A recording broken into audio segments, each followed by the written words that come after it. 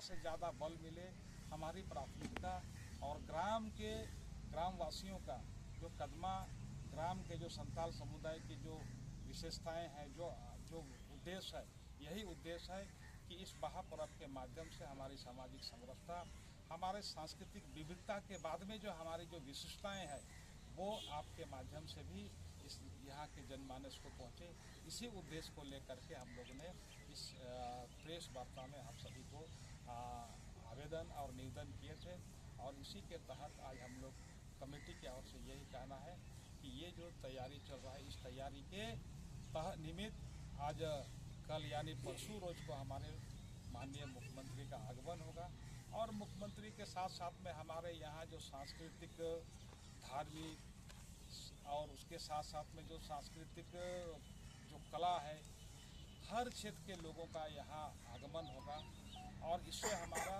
जो यहाँ के पूरे ग्राम के साथ साथ में हमारे कमेटी का जो आयोजन है, इस आयोजन का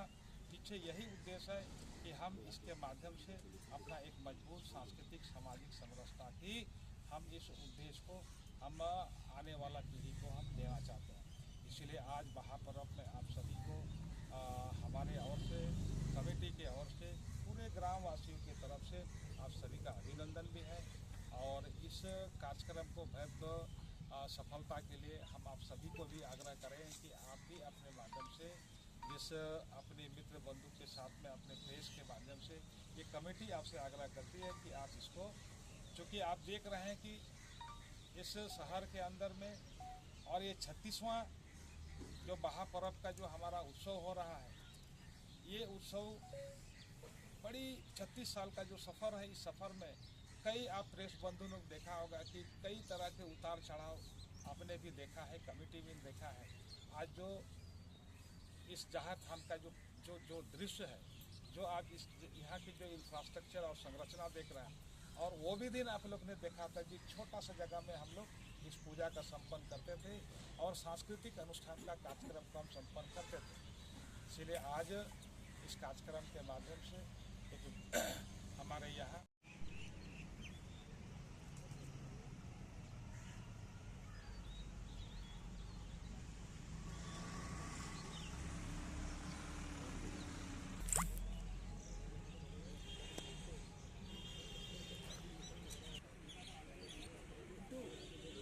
होगा पूरा कार्यक्रम। महापर्व में 8 तारीख को हम लोग यहाँ बहा का पूजा होगा, ठीक है। पूजा के बाद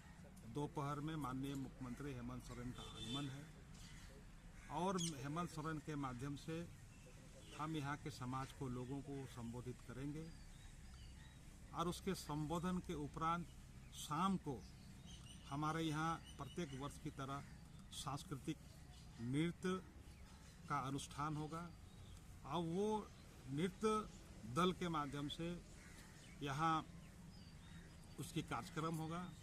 और जैसे आप जानते हैं कि सवेरे 7 बजे हमारा जो पुजारी है, नायके बाबा, उनको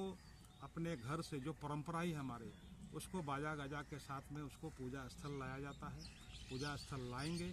और पूजा संपन्न होने के बाद में शाम को उनको फिर एक नृत्य दल के साथ में, बाजा गाजा के साथ में उनको उनके आवास पहुंचाने का यही परंपरा है। जी, ये सतुआ का जो होता है फूल, और जो लोग बोलते हैं जो जल जंगल जमीन की पूजा रक्षा के लिए करते, उसको थोड़ा बता दीजिए। देखिए, हमारी परंपरा है कि पूजा के बाद में जहाँ नायके बाबा यानी पुजारी जहाँ पूजा करते हैं, वो जो सतुआ का जो फूल है, जो साल का फूल है, इस फूल को सबसे पहले हम पूजा करते हैं, अपने जो सृष्टि कारक जो देवता है, मारांग बुरु जाहेरा, ये को हम अर्पण करते हैं, और अर्पण करने के बाद ही उसका हम उसको ग्रहण करते हैं। इसका तात्पर्य, उद्देश्य और यही है कि हमारा जो प्राकृतिक का जो सृष्टि है, अब फूल है, फूल के बाद में फल होगा, फल के बाद फिर वृक्ष होता है ना, तो सृष्टि क्या हुआ, फूल से ना सृष्टि हुआ। तो सृष्टि का सबसे पहले अधिकार हमारा जो सृष्टि कारक है, ईष्ट देवता है, हम सबसे पहले उनको अर्पण करते हैं और उसको अर्पण करने के बाद ही हम ग्रहण करते हैं। और पूजा के बाद में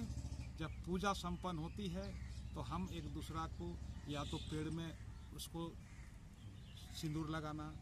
उसके बगल में कोई पत्थर है या कहीं भी पहाड़ में है, कोई भी किस जगह, तो हम उसको लगाते हैं सिंदूर का टीका। इसका अर्थ यही होता है कि हम आदिवासी संथाल समाज जब पूजा करते हैं तो पूजा में जैसे दूसरे समाज की मान्यता में है कि एक पंडित बैठ करके एक अपने जजमान के लिए पूजा करता है, ऐसा नहीं। हमारे समाज नायके यानी पुजारी के साथ में हम सामूहिक रूप से पूजा करते हैं, अर्चना करते हैं। अर्चना में हमारा यही रहता है कि प्रभु ये पेड़, ये प्राकृतिक, ये नदी, ये गांव, ये समाज,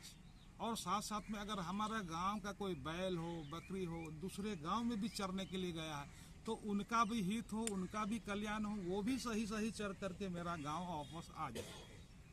तो हम अपने नहीं, पूरे प्राकृतिक और पूरे सभी जीव जंतु के लिए पूजा करते हैं, पूरे जीव समाज के लिए पूजा करते हैं। और जब हम पूजा के उपरांत जब हम कहीं पत्थर में भी टीका लगाते हैं तो यही बोल के लगाते हैं कि हम जिस तरह से आप मजबूती से वर्षों से खड़े हो, तुम जुग जुग ऐसे ही खड़े रहो, इसीलिए तेरे लिए भी मैं पूजा करके आया हूँ, मैं इसीलिए इसको टीका अर्पण करता हूँ। तो कहने का मतलब है कि हम प्रकृति और हमारा सृष्टिकारक के साथ में जो वंदना, जो अर्चना करते हैं, उसके बाद सबसे पहले हम अपने इष्ट देवता, उसके बाद हम अपना ग्रहण करते हैं। तो ये फूल ग्रहण करने का पीछे यही उद्देश्य है कि हम अपने सृष्टिकारक को याद करके हम पहले समर्पण इसको करते हैं, उसके बाद हम अपने महिला अपने जूड़े में लगाते हैं, फिर हम अपने कान पे लगाते हैं, फिर इस उत्साह के साथ में बाद में हम लोग पानी का होली खेलते हैं। तो ये हमारी परंपरा है, ये हमारी मान्यता है। हम अपने लिए नहीं बल्कि पूरे हमारी प्राकृतिक और समाज, मनुष्य समाज का संतुलन कैसे बने रहेगा, इसके लिए हमारा प्रयास रहता है। इसीलिए सामूहिक रूप से हम अपने इष्ट देवता के सामने सामूहिक रूप से हम अर्चना करते हैं, प्रार्थना करते हैं कि समाज और प्रकृति दोनों का संतुलन हम बनाए रखें।